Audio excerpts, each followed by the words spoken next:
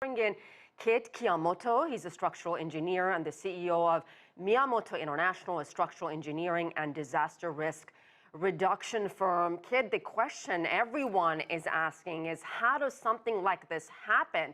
A building just crumbling down here in the United States. Do you have any theories as to what could have gone so horribly wrong? And I know it's a tough question and it's only been 2 days. Correct. Just looking through the videos, you know how actually the building just imploded into it. It's actually the classic failure mode. This is something I see often in the earthquake disaster area. Essentially, we call columns, essentially the pillars supporting the floor after floor, right? And those pillars or columns which is spaced about 10 meters each way. If one of get compromised, everything essentially just pancake down to the top, to the bottom essentially. That's a failure mode, and that's a really classic one. So somewhere in the lower floors, either ground floor or basement or the maybe second floor, that column or pillar got compromised. Well, but Kit, how does a pillar get compromised? I mean, I realize this building was 40 years old, but all the buildings in that general area are about that old. Well, there are potentially 3 reasons I can think about it right now. Number one is a corrosion.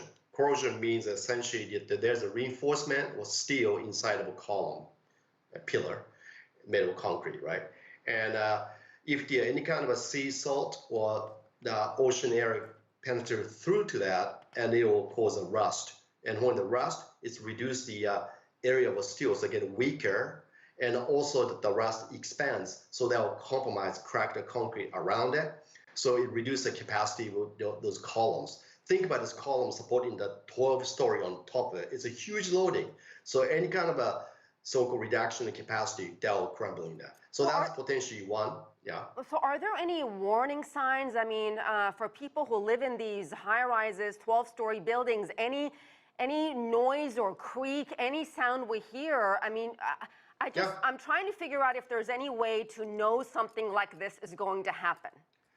Yeah, I mean, the second reason is a potential difference of settlements. You know, that could cause the compromised columns too. But anyway, these type of failures, you can kind of see that visually. You can see the cracks. You can see cracks in the walls. You can see certain things to make such failures. Other potential option or possibility is actually column get compromised by the truck hitting it, stuff like that. It's highly unlikely, but that would be a potential cause of that.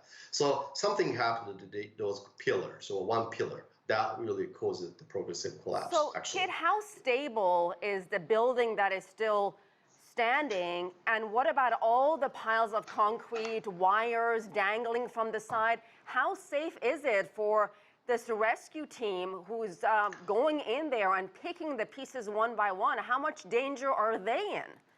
Oh, it's an extremely dangerous condition.